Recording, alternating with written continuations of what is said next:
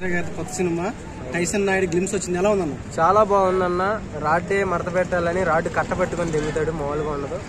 దాంట్లో బాగా బలిసిన ఒక దున్నపోతూ మన మీదకి రంకిలు వేసుకుంటూ వస్తుంది సార్ అని డైలాగ్ ఒకటి ఉంటది. అది మాత్రం అయిపు ఆయన బర్త్డేకి నెంబర్ 1 గా గిఫ్ట్ ఇచ్చారు. ఆయనకి మామూలుగా ఉండదు. ఎందుకంటే ఆయన తీసుకునే కాన్సెప్ట్ ఎలా ఉంటాయి అంటే జనాలు గట్టగా మడత పెట్టే కాన్సెప్ట్ ఉంటాయి, కానీ జనాలు పెద్దగా ఆదరించరు.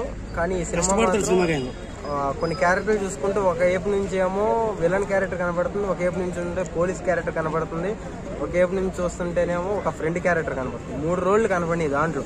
అసలు అందులో పోలీసా అర్థం కావట్లా, ఫ్రెండా అర్థం కావట్లా, రౌడీయా అర్థం కావట్లా. కానీ నెంబర్ 1 గా ఎలివేషన్ మాత్రం సంపేశాడు. బాగా కష్టపడ్డాడు ఈ సినిమాకి. లాస్ట్ షాట్ ఎలా ఉందా?